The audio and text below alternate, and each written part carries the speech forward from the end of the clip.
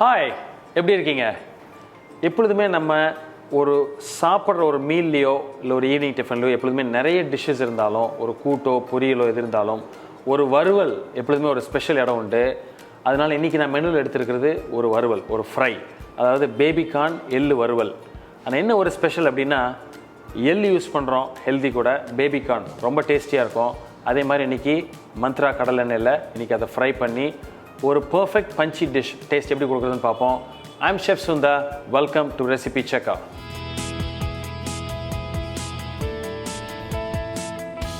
இந்த பேபிகார்ன் எள்ளு வறுவல் இதில் ரொம்ப முக்கியம் என்ன அப்படின்னா, இந்த செலெக்ஷன் ஆஃப் கார்ன். இந்த கார்ன் பேபிகார்ன், இந்த சோள பிஞ்சு இருக்கு இல்லையா, அது கரெக்டாக வாங்கணும். அதே மாதிரி சில இன்க்ரீடியன்ட்ஸ் சேர்க்குறோம், அதனால் அந்த ஒரு பஞ்சி டேஸ்ட், அந்த ஃப்ளேவர் வருது. அது என்னென்னு பார்த்துருவோம்.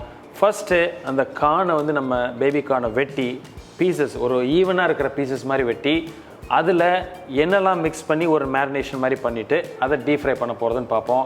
வாங்க, அதுக்கு என்ன இன்க்ரீடியன்ட்ஸ் தேவை அப்படின்னு பார்த்துடலாம்.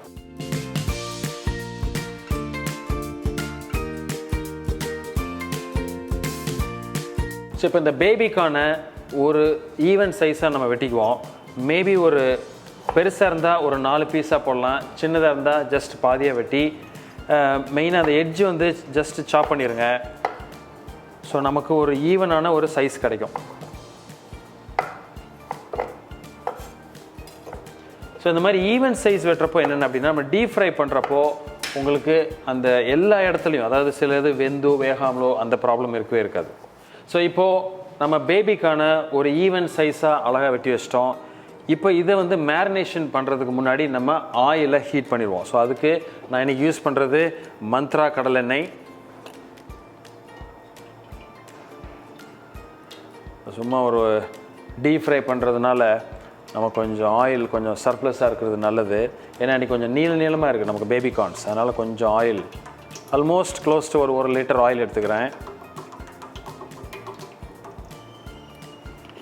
ஸோ நம்ம கடலெண்ணெயில் வறுக்கிறப்போ அதோட ஃப்ளேவரே தனி.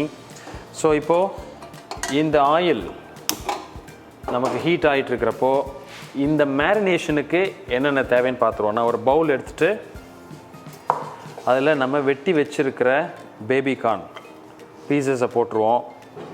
போட்டுட்டு இதில் நான் ஃபஸ்ட்டு என்ன பண்ணுறேன் அப்படின்னா, ஒரு ஸ்பூன் இல்லை 3/4 ஸ்பூன் அளவுக்கு ஜிஞ்சர் கார்லிக் பேஸ்ட், இஞ்சி பூண்டு விழுது, ஒரு 1/2 ஸ்பூன் அளவுக்கு காரப்பொடி, அப்புறம் முக்கியமாக என்ன பண்ணுறேன், கொஞ்சம் சால்ட் எடுத்துக்கிறேன். இதுக்கு தேவையான அளவு சால்ட், கடலை மாவு. இதோட பேஸ் மெயினாக கடலை மாவு. ஒரு 1.5 ஸ்பூன் அளவுக்கு கடலை மாவை தூவிடுவோம். ஒரு ஸ்பூன் அளவுக்கு நமக்கு தேவையான அரிசி மாவு, ஒரு 1/2 ஸ்பூன் சோள மாவு, கார்ன்ஃப்ளவர். யூஸ்வலாக அந்த கார்ன்ஃப்ளவர் ஒரு பைண்டிங் ஏஜென்ட், அதனால் ரொம்ப தேவையில்லை, ஜஸ்ட்டு கோட் ஆகிற அளவுக்கு போட்டால் போதும். இப்போது இதை ஜஸ்ட்டு தண்ணி ஸ்ப்ரிங்கிள் பண்ணி நம்ம நல்ல ஒரு கோட் ஆகிற அளவுக்கு பண்ணிடுறோம். Colour optional. இன்றைக்கி நான் என்ன பண்ணுறேன், கொஞ்சமாக ஒரு பிஞ்ச் ஆஃப் கலர் லைட்டாக சேர்த்துக்கிறேன். ஒரு பிஞ்ச், அவ்வளோதான், ஜஸ்ட் ஒரு லுக் அண்ட் ஃபீல்க்காக. இப்போ என்ன பண்ணுறேன், ஜஸ்ட் இதில் தண்ணியை கொஞ்சம் லைட்டாக ஸ்ப்ரிங்கிள் பண்ணிக்கிறேன். கொஞ்சமாக பண்ணுங்கள், ஏன்னா இன்றைக்கி நம்ம சேர்த்துருக்கிறதே கிட்டத்தட்ட ஒரு 2.5 to 3 ஸ்பூன் தான் நம்ம சேர்த்துருக்கோம். ஸோ இப்போது இந்த ஸ்டேஜில் ஜஸ்ட் எல்லாமே ஓரளவுக்கு கம்பைன் ஆனோடனே ஒரு 2 பிஞ்ச் அளவுக்கு கரம் மசாலா தூவிட்டு லைட்டாக மிக்ஸ் பண்ணுங்கள். ஐடியா என்னென்னா, நம்ம போட்டிருக்கிற அந்த மாவு கொஞ்சம் ஈவனாக கோட் ஆகிறது ரொம்ப முக்கியம். ரொம்ப லூஸானாலும் உங்களுக்கு அந்த கோட் ஆகாது, ரொம்ப டைட்டாக இருந்தால் தனியாக இருக்கும். ஸோ இந்த ஸ்டேஜ் கொஞ்சம் கரெக்டாக இருக்குது. ஸோ இப்போது இது ஃப்ரையிங்க்கு ரெடி. நமக்கு ஆயில் இப்போ ஹீட் ஆகி ரெடியாக இருக்குது. ஸோ இந்த ஸ்டேஜில் நான் என்ன பண்ணுறேன் அப்படின்னா, எள்ளு நம்ம எடுத்து வச்சுருக்கிற சம்பந்தி எள், அந்த எள்ளை இன்றைக்கி ஜஸ்ட் தூவி அதுக்கப்புறம் அப்படியே ரொம்ப மிக்ஸ் பண்ணாமல் அப்படியே நம்ம ஃப்ரை பண்ணுறோம். அது ஐடியா என்னென்னா, அந்த எள் வந்து மேலே ஒரு லைட் கோட்டிங்காக இருக்கணும், உள்ளே மிக்ஸ் ஆகாமல் இருக்கணும். அதுதான் நம்மளோட மெயின் பர்பஸே இன்றைக்கி. ஸோ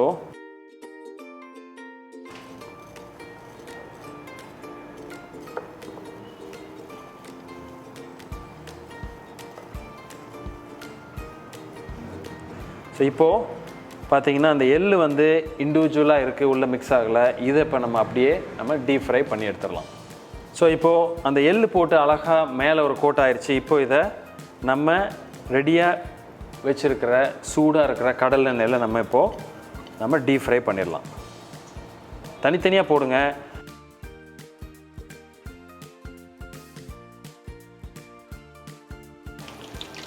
ஸோ அந்த ரீசன் வந்து அந்த எள்ளை வந்து நம்ம யூஸ் பண்ணுறது லாஸ்ட்டாக எஸ்பெஷலி அப்போ யூஸ் பண்ணுறது என்னென்னா, அந்த ஃப்ரை ஆகிறப்ப அந்த எள்ளு வந்து மேலே இருக்கும், உள்ளே கோட்டிங்கில் உள்ளே போகாது.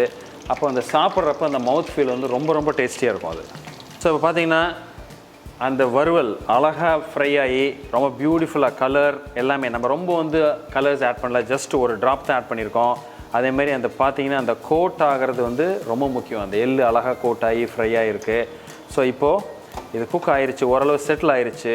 ஸோ இப்போ இதை எடுத்து அழகா இந்த வறுவல் வந்து ரொம்ப முக்கியம். வந்து இந்த மாதிரி டிஷ்ஷஸ் நீங்கள் பண்ணுறப்போ இதோட சர்விங் டெக்னிக் தான். அதாவது வந்து நீங்கள் என்ன தான் ஜஸ்ட் ஒரு வறுத்து கொடுத்தாலும் அதை நீங்கள் எப்படி ப்ரெசன்டேஷன் பண்ணுறீங்க அதுதான் ரொம்ப முக்கியம்.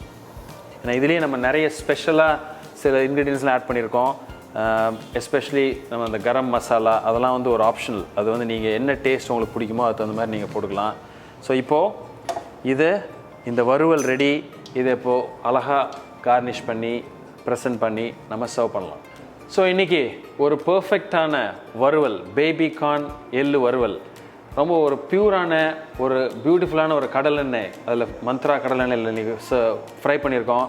அந்த ஃப்ளேவரே ரொம்ப டிஃப்ரெண்ட்டான ஒரு யூனிக் ஃப்ளேவர். அது பண்ணுறப்பே நமக்கு ரொம்ப டெம்ப்ட் ஆகுது. ஸோ இதில் வந்து அந்த இன்க்ரீடியன்ட்ஸ் ரொம்ப முக்கியம். அதே மாதிரி என்னென்னா அது ரொம்ப சிம்பிள் டிஷ். ஒரு 3 minutes to 5 minutes நீங்கள் டக்குன்னு பண்ணிடலாம். ஆனால் அந்த ப்ரெசன்டேஷன் அதுதான் ரொம்ப முக்கியம். அது எப்படி ப்ரெசென்ட் பண்ண போகிறீங்க, எதோட சர்வ் பண்ண போகிறீங்க, அதான் முக்கியம். டிஷ்ஷு பார்த்துருப்பீங்கன்னு நினைக்கிறேன். இன்றைக்கி ஒரு குவிக் டிஷ். ஸோ பிடிச்சிருந்தா ஒரு லைக் கொடுங்க, ஃப்ரெண்ட்ஸோட ஷேர் பண்ணுங்கள். இதே மாதிரி இன்னொரு நாள் இன்னொரு டிஷ்ஷோட உங்களை மீட் பண்ணுறேன். அது வரைக்கும் ஹாப்பி குக்கிங்.